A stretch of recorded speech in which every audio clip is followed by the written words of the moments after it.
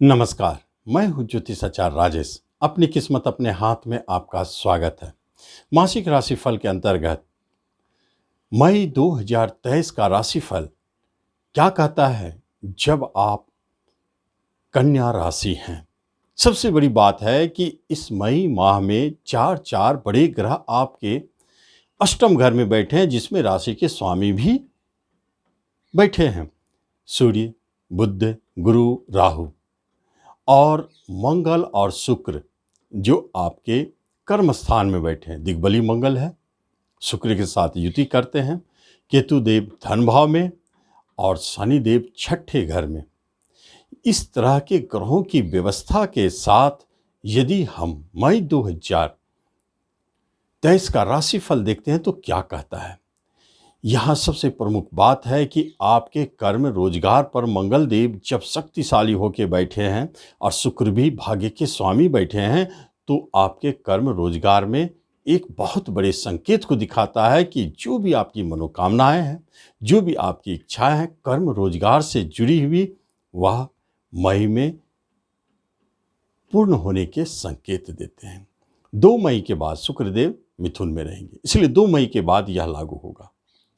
दूसरी तरफ अगर देखा जाए, पुलिस डिफेंस के क्षेत्र में, प्रशासन के क्षेत्र में जो भी है, उन्हें प्रमोशन, इंक्रीमेंट या जाना चाहते हैं तो वहाँ आपको सपोर्ट मिलेंगे।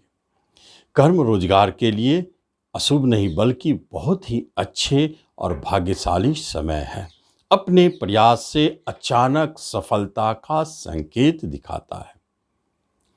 बिजनेस के मामले में यदि देखा जाए तो बिजनेस के स्वामी आपके डेढ़ हाउस में बैठे हैं। गुरु चांडाल बना के राहु के साथ, सूर्य के साथ भी है, बुध के साथ भी है, इसलिए यहाँ कई भागों में इसे देखा जा सकता है। जैसे बिजनेस का उतार चढ़ाव होना, पार्टनरशिप का दूर होना या टूटना, बिजनेस में अचानक बड़े घाटा का संकेत होना, कोई नए बिजनेस के लिए यदि आप प्रयासरत हैं तो परेशानी महसूस होना, टलना या बहुत अधिक कैपिटल लगना या कैपिटल व्यवस्थित करने में आपको परेशानी महसूस होगी।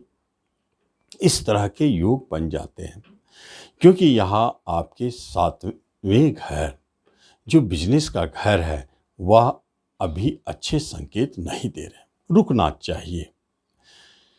जब एजुकेशन, शिक्षा की तरफ हम देखते हैं तो शिक्षा के स्वामी भी छठे घर में, लेकिन विदेश घर पर दृष्टि डालते हैं, इसलिए अपने घर से दूर जाके शिक्षा प्राप्त करने के अच्छे संकेत देते हैं। लेकिन जो अपने होम प्लेस में है, घर से दूरी पे नहीं है, उन्हें कुछ परेशानी महसूस हो सकती है, उतार चढ़ाव महसूस हो सकती है, अचानक कोई फेरबदल दिखाई देता है या कभी कभी पढ़ाई से मन विमुख भी हो सकता है, मन भी नहीं लगेगा। ऐसी स्थिति को भी दिखाते हैं। रिश्ते, नाते, कुटुंबों पर राहु केतु का एक्सिस यह क्या संकेत देता है। राहु केतु का एक्सिस यदि है तो उतार चढ़ाव स्पष्ट है। कई मामलों में कई रिश्तेदार से आपको झगड़े, अलगाव की स्थिति भी दिखाते हैं और कई रिश्तेदार आपको सपोर्ट भी करेंगे। कैसे हो सकते हैं, तो इसमें हम अगर नज़र डालें तो छोटे भाई बहन आपके लिए सपोर्ट करने वाले होते हैं। बड़े भाई बहनों की तरफ से आपको अच्छे लाभ दिखते हैं, लेकिन माता की तरफ से आपको बहुत अच्छे संकेत, पिता भी बहुत अच्छे संकेत दिखा रहे हैं, उनके भी भाग अच्छे हो रहे हैं, आपके लिए भी पूरी तरह से सहयोगी है। लेकिन जो दाम्पत्य जीवन की यदि बात करते हैं तो यहाँ अच्छी स्थिति नहीं बने हुए हैं, क्योंकि उसके स्वामी अष्टम घर में उतार चढ़ाव, विघ्न, बाधा, टूटना, डाइवोर्स होना, इन सब घर में बैठकर गुरु चंडाल बनाए हैं। इसका अर्थ होता है कुछ ऐसी परिस्थिति जन्म ले रहे हैं जिसके कारण आपके वैवाहिक जीवन में अलगाव की स्थिति स्वतः उत्पन्न हो रहे हैं। विवाह की यदि बात करें तो अभी विवाह की बात बनती हुई नहीं दिखती है, बल्कि जहां बात बन रहे हैं वहां टूटने के योग बनते हैं। वहां थोड़ा सतर्क रहें, सावधान रहें। यह विवाह के लिए माना जाए कि मई आपके लिए सुटेबल नहीं है। दाम्पत्य जीवन में भी आपको बहुत सोच समझ के रहना चाहिए। प्रेम प्रसंग है उसमें भी टूटने छूटने के योग बने हैं। प्रेम प्रसंग को विवाह में बदलने की अगर चेष्टा भी करते हैं तो अभी सफल नहीं होते हैं, वहाँ अच्छे योग नहीं है। संतान के तरफ से यदि देखा जाए तो बहुत अच्छे संकेत नहीं है। जैसे संतान के किसी व्यवहार को लेकर परेशानी होना, उनके किसी कार्यों को लेकर टेंशन होना, या उनके शिक्षा में परेशानी महसूस होना, या मांगलिक कार्य रुकता हुआ दिखना, या कहीं कहीं संतान दुख का कारण भी बनते हैं। जो गर्भवती महिला है सतर्क रहे, गर्भपात के योग बनते हैं। आपके इस मई में जो संतान जन्म ले रहे हैं, कष्ट के उपरांत ऑपरेशन के बाद कठिनता से आप महसूस करेंगे। थोड़ा सावधान रहें इस अवधि में।